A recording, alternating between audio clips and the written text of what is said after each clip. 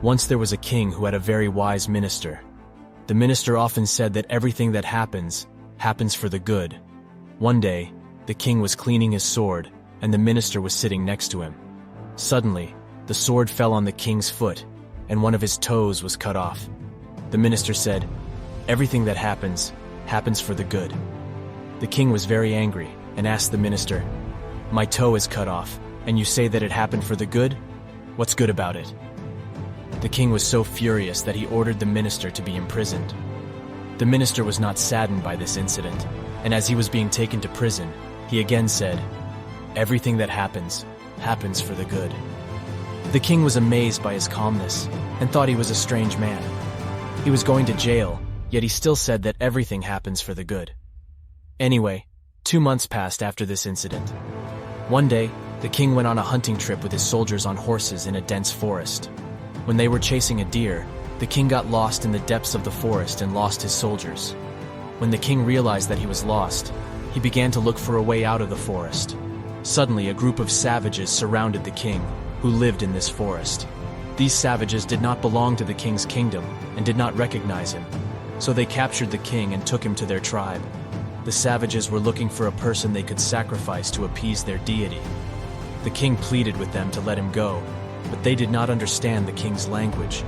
They began to play the drums in delight, dipped the king in water, dressed him in new clothes, put a garland of flowers on him, and prepared him for sacrifice.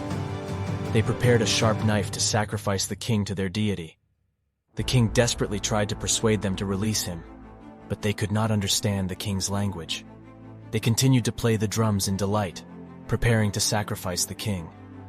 However, suddenly the tribe leader noticed that the king was missing a toe on his foot, and he ordered the music and the sacrifice process to stop.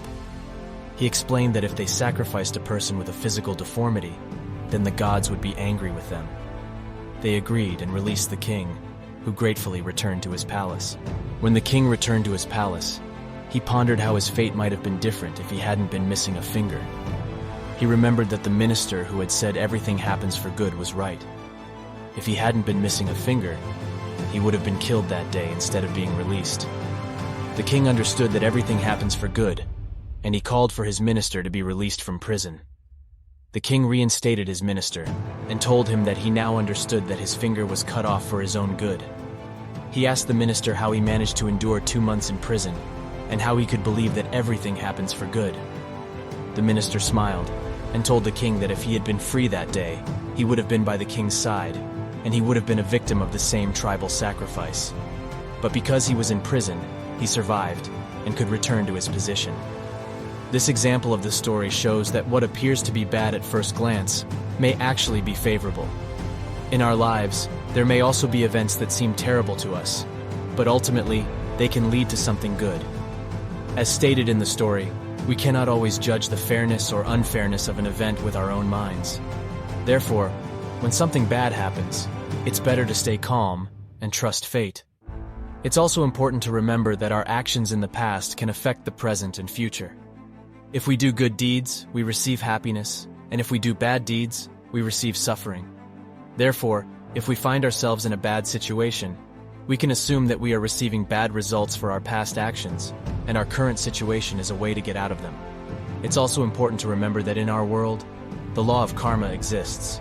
The law of karma teaches us that if we do good deeds, we receive happiness, and if we do bad deeds, we receive suffering.